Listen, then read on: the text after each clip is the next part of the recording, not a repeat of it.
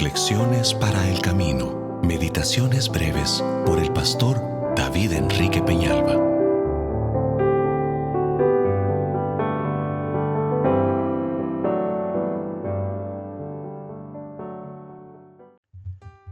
Muy buenos días. Continuando con nuestras reflexiones sobre el libro de Romanos, la reflexión de hoy se titula Viviendo en el Espíritu. Está basada en Romanos 8 del versículo 9 al 11. El versículo 9 nos dice: Mas vosotros no vivís según la carne, sino según el Espíritu, si es que el Espíritu de Dios mora en vosotros. Pablo comienza a describirnos la relación que ahora tenemos con el Espíritu Santo. Estamos en el Espíritu si el Espíritu está en nosotros, y Él tiene una penetrante influencia permanente y afianzada. Y esto significa también que si alguno no tiene el Espíritu de Cristo, no es de Él. En primer lugar, este versículo nos enseña que el sello del creyente auténtico es la posesión del Espíritu Santo o el hecho de que habita en la persona. El privilegio de los hijas de Dios consiste en tener al Espíritu que habita en nosotros y que lucha contra el pecado y lo somete. Jesús así lo prometió. Vive con ustedes y estará con ustedes, nos dice en Juan 14:17.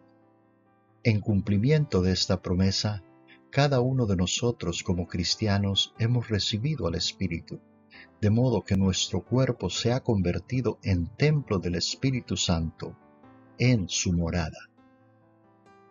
Por el contrario, si no tenemos el Espíritu de Cristo en nosotros, no pertenecemos a Cristo en absoluto.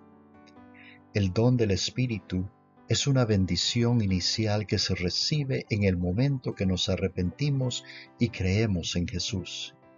El que el Espíritu habite individualmente en los creyentes es un privilegio que corresponde a todos desde el comienzo.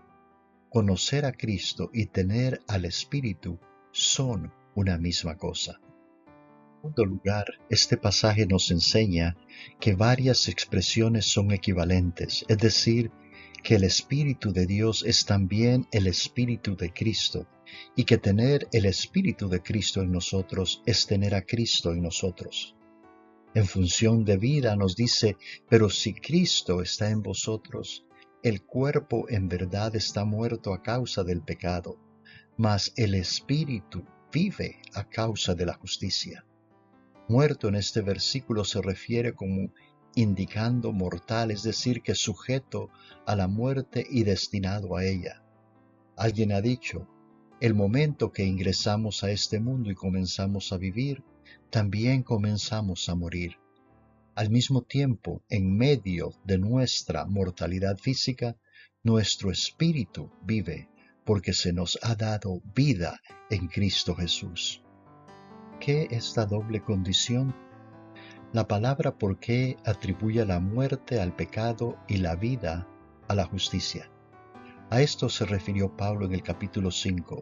Nuestro cuerpo se hizo mortal debido al pecado de Adán, mientras que nuestro espíritu está vivo como consecuencia de la justicia de Cristo, es decir, por la posición de justos que Él nos ha garantizado.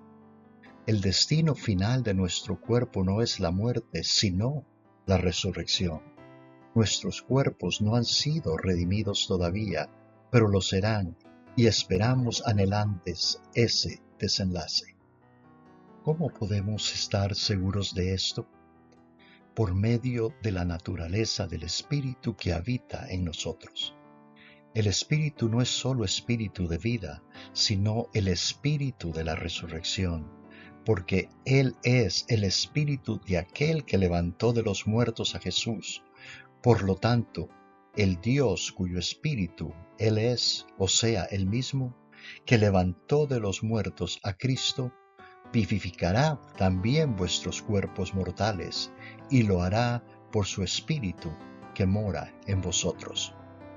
Por eso, pues, mis hermanos y hermanas, vivamos en victoria y poder, porque nosotros ya no vivimos según la carne, sino según el Espíritu, si es que el Espíritu de Dios mora en nosotros.